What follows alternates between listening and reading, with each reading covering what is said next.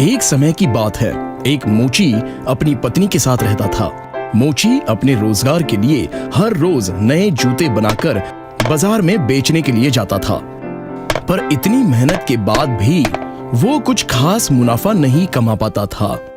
अपना घर बचाने के लिए भी उसे संघर्ष करना पड़ता था। आखिर में वो दिन आ ही गया जब उसके पास नए जूते बनाने के लिए चमड़ा खरीदने के पैसे भी नहीं थे। सिवाय एक टुकड़ा चमड़े के कुछ भी नहीं बचा था उसके दुकान में। ये शायद आखिरी मौका होगा जूता बनाने का, पर मैं इस सबसे बेहतरीन जूता बनाकर दिखाऊंगा।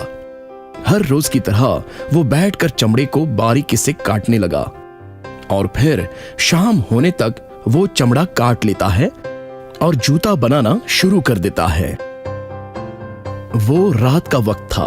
वो जूता मेज पर रख देता है और कहता है, आज के लिए इतना काफी है, बाकी काम मैं कल करूंगा। ये बोलने के बाद वो दुकान के दरवाजे को बंद करके घर चला जाता है। अगली सुबह वो जल्दी तैयार हो जाता है और अपनी पत्नी से कहता है, शाम को मिलते हैं, आज शायद आखिरी दिन है दुकान जाने का, देखते हैं अब आगे क्या होता है। फिक्र मत करो, जल्दी ही कोई रास्ता निकल आएगा, कभी उम्मीद मत छोड़ो। मोची को पता था कि उसकी उम्मीद से कुछ बदलने वाला नहीं, और वो मुस्कुराकर अपनी पत्नी की तरफ देखता है और काम पर निकल जाता है। वो अपनी दुकान खोलता है और कुछ अविश्वसनीय देखता है। एक जोड़ी चमकते हुए जूते जिस पर सुंदर जर्री का काम किया हुआ है, वो उसे मेज पर रखा हुआ देखता है। ये कैसे हो गया? कोई बात नहीं, जो भी हो मुझे वक्त बर्बाद ना करके ये बेहतरीन जूते बाजार में जाकर बेचने चाहिए।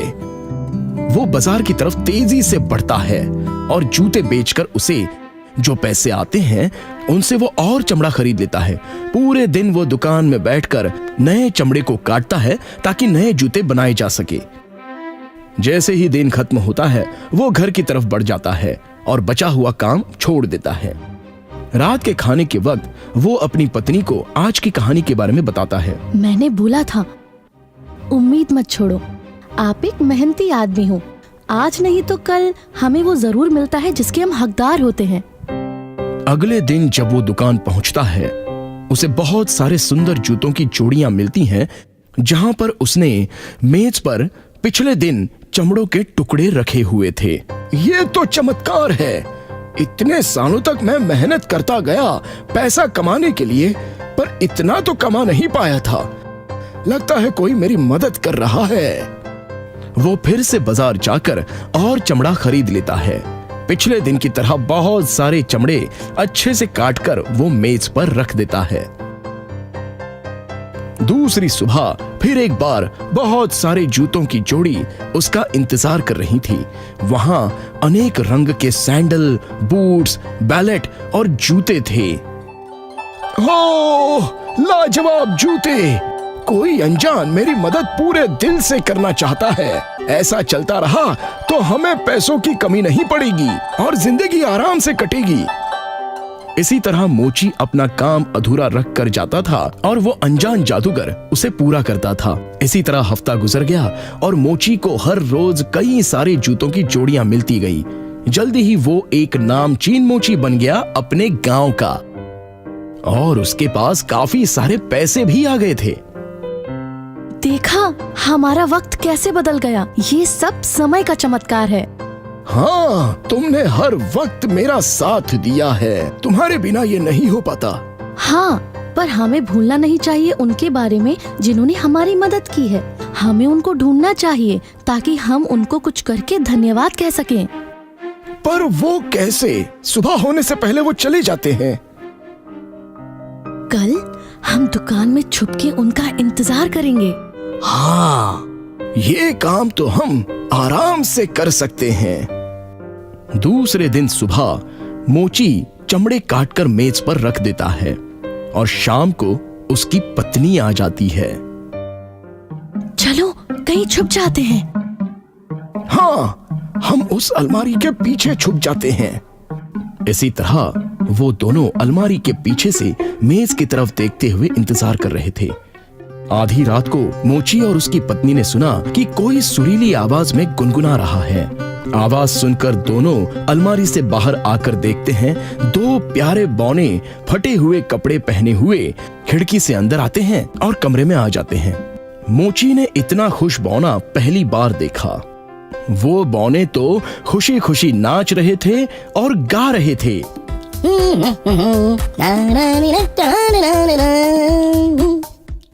नाच गाना पूरा होने के बाद वो मेज के ऊपर बैठकर अपने जूते बनाने लगे। वो काटने लगे, सीने लगे, रंग डालने लगे और जरी भरने लगे।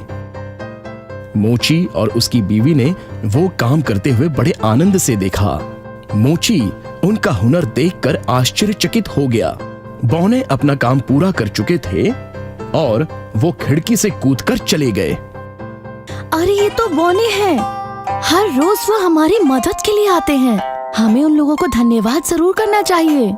हाँ जरूर, पर हम उनके लिए क्या कर सकते हैं? वो लोग बहुत ही पुराने फटे कपड़े पहने हुए हैं। हम उन्हें कपड़े तोहफे में दे सकते हैं। ये बहुत अच्छी बात है। मैं उनके लिए नए जूते सी कर दूंगा। मैं उनके लिए गरम कपड़े सी के दूंगी। ये सोचकर वो दोनों तैयारी में लग गए। उसके एक हफ्ते बाद मोची ने दो प्यारे छोटे जूतों की जोड़ी सी दी और उसकी बीवी ने उन बौनों के लिए दो गरम कपड़े और गरम पैजामा सी दिया। देखो ये कपड़े और जूते उन पे कितने अच्छे लगेंगे। मैं बहुत ज्यादा उत्सुक हूँ ये देखने के लिए।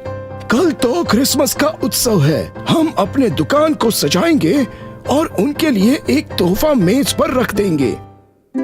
दूसरे दिन मोची और उसकी बीवी ने दुकान सजाया, तोहफे मेज पर रख दिए और दोनों इंतजार करने लगे कि वो बौने नाचते गाते हुए आएंगे और वो कपड़े पहनेंगे। मोची और उसकी बीवी बहुत ही खुश थे। वो दोनों बौने आते हैं और मेज पर रखा हुआ सामान देखकर चौंक जाते हैं। आज का काम कहाँ है? देखो भाई, कितने प्यारे कपड़े और जूते हैं। रंगीन भी हैं। मोची ने शायद हमारे लिए रखे होंगे। हमारे काम से वो बहुत खुश हुए होंगे। हाँ। चलो पहन के देखते हैं। और वो बौने उन कपड़ों को पहन लेते हैं और वो उन्हें पूरी तरह फिट हो जाते हैं। तुम बहुत अच्छे लग रहे हो और तुम भी अच्छे दिख रहे हो। बहुत अच्छे कपड़े हैं और ये जूते भी देखो कितने प्यारे हैं। मुझे उछलने का मन कर रहा है। चलो नाचते हैं भाई। इसी तरह खुशी खुशी वो दोनों नाचने गाने लगे।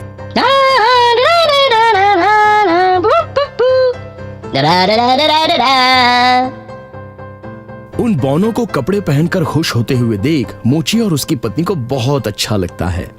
कुछ देर बाद वो बौने खिड़की से चले जाते हैं और गायब हो जाते हैं। मोची और उसकी पत्नी छुपी हुई जगह से बाहर आ जाते हैं।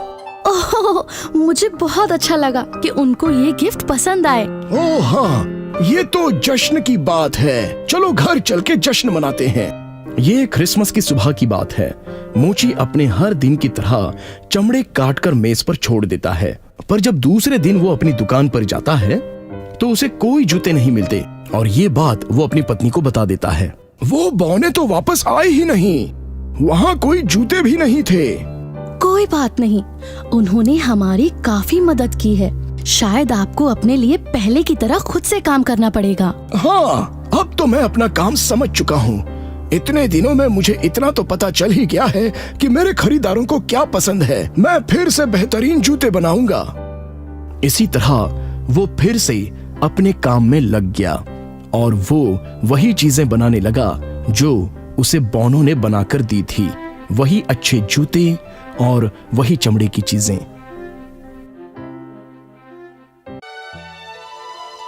गांव में एक सौदागर रहता था।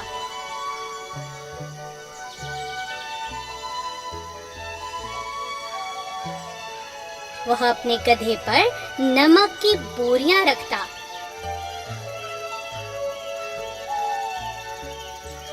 हर सुबह वह गधे पर नमक रख निकल पड़ता शहर की ओर।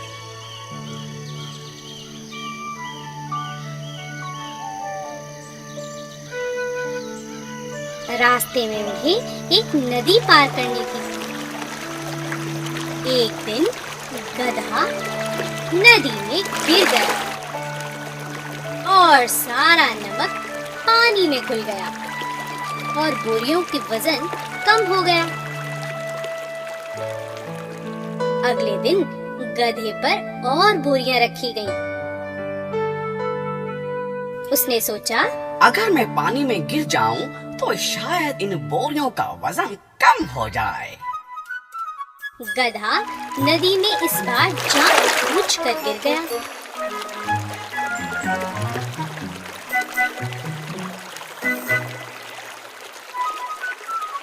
नमक नदी में घुल गया और बोरियों का वजन वापस से कम हो गया। गधा अब हर रोज ऐसा कर बोरियों का वजन कम कर अपना काम घटा देता। मैं कितना समझदार हूँ, मेरा जवाब नहीं। मैं अभी सौदागर को आराम से बुद्धू बना सकता हूँ। लेकिन सौदागर को गधे की इस हरकत का पता चल गया था। उसने एक तरकीब सोची। अगले दिन उसने गधे पर रुई की बोरियां रखी।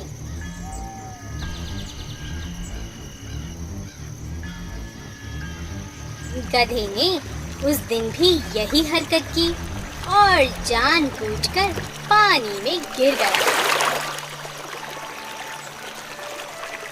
उसे लगा कि आज भी बोझ कम हो जाएगा, लेकिन गीली रुई भारी होती गई। गधे को अब भार उठाने में बहुत तकलीफ हुई। इस कहानी से हमें यह सीख मिलती है कि हमें कभी भी हमारा काम टालना नहीं चाहिए।